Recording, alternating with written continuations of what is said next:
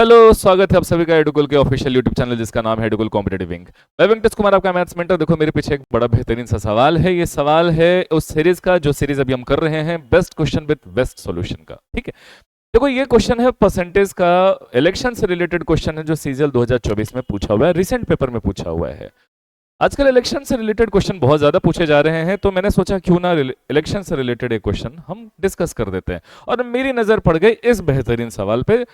मैं वाकई में कहना चाहता हूँ ये जो क्वेश्चन है ये बहुत बढ़िया क्वेश्चन है। जो मैंने पहली नजर में इस क्वेश्चन को देखा तो मुझे प्यार हो गया इस क्वेश्चन से, क्योंकि इसका जो डेटा है वो थोड़ा खतरनाक मुझे लगा। बट अगले ही पल जैसे मैंने इसको देखा थोड़ा गौर से, तो लगा कि नहीं, ऐसी कोई बात नहीं है जो मैं समझ रहा था।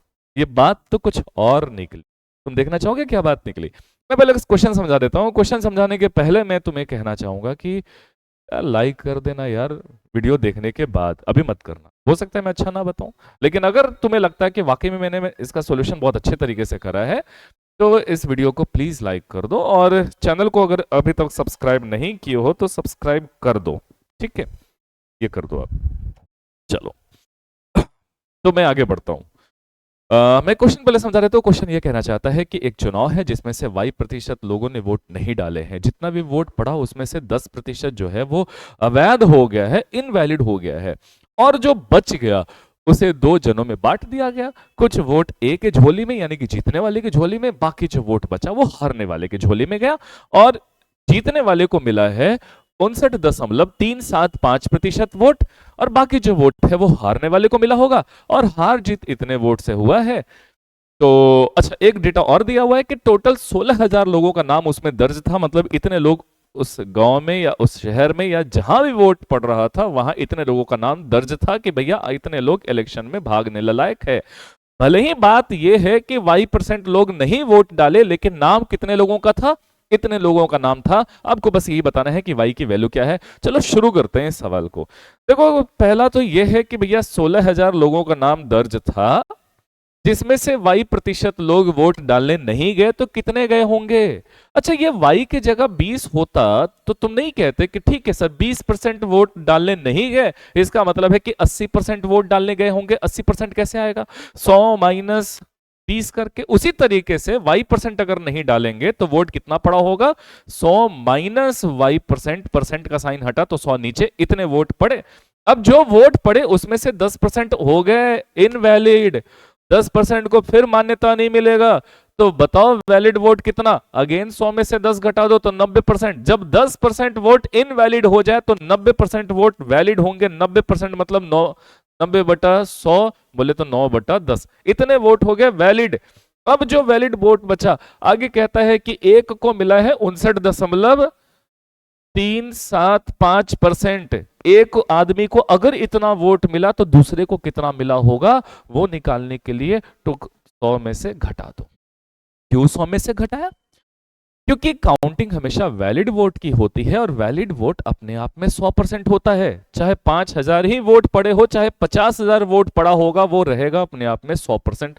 100% हो गया वैलिड वोट, और वैलिड वोट का इतना परसेंट वोट जो है वो एक आदमी लेकर के चला गया। और क्वेश्चन ने कह भी दिया है कि वैलिड वोटों का इतना लेकर के गया है। वैलिड वोट 100% मैंने मान लिया। अब जो जितना भी वैलिड वोट है उसमें इतना लेके चला गया एक आदमी, तो दूसरे आदमी के पास कितना बचा होगा? 100 माइनस इतना मतलब 40.625%। ये हो गया दूसरे आदमी को। अब बताओ हार जीत कितने वोट से हुआ होगा? एक आदमी को 59.375%, दूसरे को मिला 40.625%। घटा दो, डिफरेंस निकाल दो तो यही आ जाएगा। अंतर जब घटाओगे तो आ जाएगा 18.750%। और 18.750% का मतलब 18/3/4%। ये कैसे आ गया? 18 का तो 18 हुआ, 0.75 का मतलब ही होता है 3/4। तो इसे हटा करके 3/4 कर दिया। अब बताओ इसका फ्रैक्शन में वैल्यू कितना होता है? तो 18 चौक 72 और 3 75/4, 100 आ जाएगा नीचे, यानी कि 3/16। तो जो हार जीत हुआ वो इतने वोट से हुआ है, 3/16 वोट से हार जीत हुआ है। 3/16 वोट से हार जीत हुआ है, और इसी की वैल्यू दे रखा है किसके बराबर? 2484 के। अब देखो यहां से काट छाट करो तो नीचे में क्या बन रहा है यार, 160 इंटू 100, 16,000, 16,000 से 16,000 साफ हो गया। 9 से इसको काट दिया, 276 बारी में, 3 से काट दो 92 बारी में, 100 माइनस वाई बराबर 92, वाई बराबर 8 हमारा आंसर आ गया। ये एक अप्रोच हुआ। मैं तुम्हें इसका ऑल्टरनेट तरीका बता रहा हूं, दूसरा अप्रोच बता रहा हूं, देखना ध्यान से। ये जो सेकंड अप्रोच बताने जा रहा हूं ना, ये अप्रोच से पेपर में करना, ये अप्रोच से पेपर में मत करना जो अभी अभी हमने किया, नहीं तो टाइम ज्यादा चला जाएगा। मैं उस बच्चे के लिए भी कुछ बात कहना चाहूंगा जिस बच्चे ने पेपर में इस सवाल को सॉल्व किया है सही। वाकई मानना पड़ेगा मेरे भाई, बहुत बढ़िया आपने अटेम्प्ट लिया है और बहुत अच्छा क्वेश्चन था अगर आपने पेपर में बनाया है इस क्वेश्चन को तो। खैर अब देखो इसे बनाने का तरीका क्या है। मैं सबसे पहले ये देखा कि अरे यार अगर एक आदमी को मिला है 59.375%, तो दूसरे को कितना मिलेगा उससे मतलब नहीं है, डायरेक्ट मैं ये निकाल दूंगा कि दूसरे को कितना वोट कम मिला है, मतलब दोनों के वोट का अंतर। हाँ, दोनों के वोट का अंतर कैसे निकालते हैं डायरेक्ट, वो सिखा रहा हूं।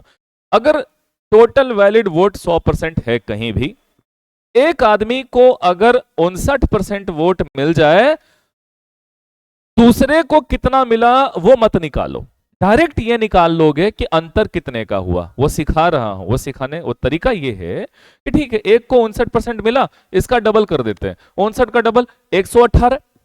अब 118% हो गया, जबकि टोटल वैलिड वोट कितना है, 100% ही है। इसका मतलब यह हुआ कि 18% हो गया, यही दोनों का अंतर। तुम्हें यकीन ना हो तो देखो, एक को जब 59% मिला तो दूसरे को 41% मिलेगा।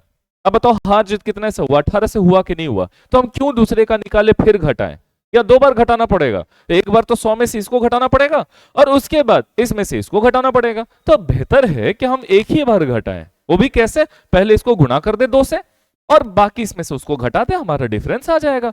अब यही कॉन्सेप्ट मैं डायरेक्ट यहां यूज कर सकता था। कैसे सीखो, अगर एक को मिला है 59.375%, तो दूसरे को कितना कम मिला होगा, कितने परसेंट का डिफरेंस रहा होगा दोनों के बीच का, वो निकालने का तरीका है कि इसको डबल कर दो।